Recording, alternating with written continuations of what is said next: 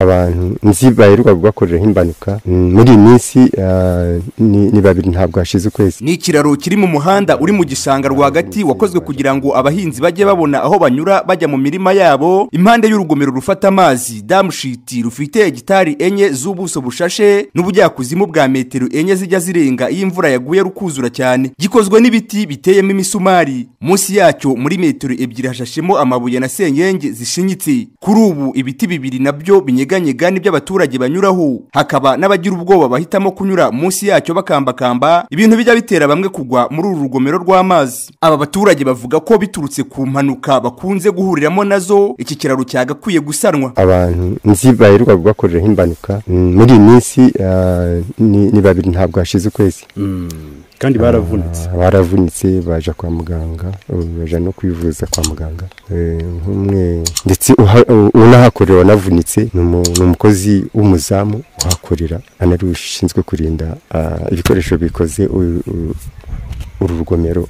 None se bose ntibagenda bagwamo n'ubundi kugiye nta na wikora ubundi se nabushobora. Nabo baratemba, hari igihe nyine ashobora kunyerera nose ubwo ku buryo wanyura hano wikorera umufuka ukawabura ubwo wanyerera ngo ugwemo hariya. Nanjye ubu udafite imbaraga ndikorera nkajya gutya ngahubuka nkitura mwaho mu muyoboro. Herman Nzabonimpa, perezida w'umuryango Isoko y'Amajyambere Gatare Rwabikwano ishinzwe kuhira igihingwa cy'umuceri muri ibi bishanga, avuga ko bari gushaka ubushobozi kugira ngo iki kiraro kizasanwe mu mwaka utaha wa 2024, kandi akaba afite icyizere ko bitazabagura na cyane ko ari icy'abagenda n'amaguru gusa.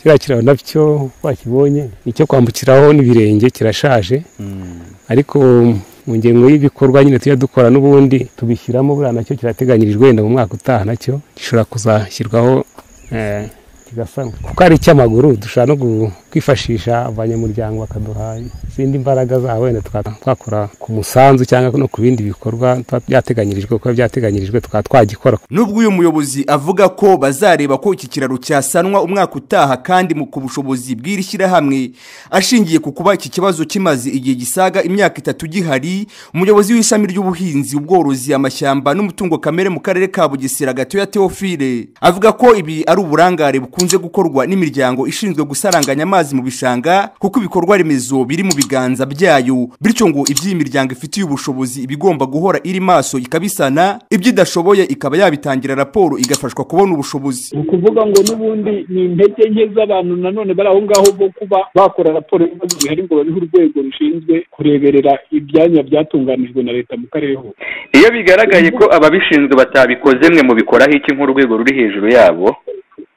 Ababishinzwe batabikoze ni ukuvuga uyu munsi kubera ko ibyo ngibyo bijyanye n'ibikorwa remezo by'aho ngaho uwabikora n'uwo muryango w'abasaranganya amazi ushinzwe no gusana no kubungabunga ibikorwa remezo, ahubwo icyakorwa kirenzaho cyo tuvuze ngo ni wo wakagombye kuba bibazo ngo bikorere, ariko aka kanya nta bushobozi bwabyo bafite. Ni ukuvuga ate ko bakabikoze nta bushobozi bigende ibyo mutangira gutekereza hakomangwa he. Iki kiraro abahinzi basaba ko cyasanwa cyifashishwa na bamwe mu bahinga muri ibi bishanga byombi bifite hegitari 84, kikaba gikorerwamo n'amakoperative abiri ariyo Kotirwa na Twizamure agizwe n'abanyamuryango basaga 1000, ni ukuvuga imiryango 1000 mu bahinzi 91,469 babarizwa mu karere ka Bugesera kose, ku buryo iki kiraro cyagakwiye guhora cyujuje ubuziranenge.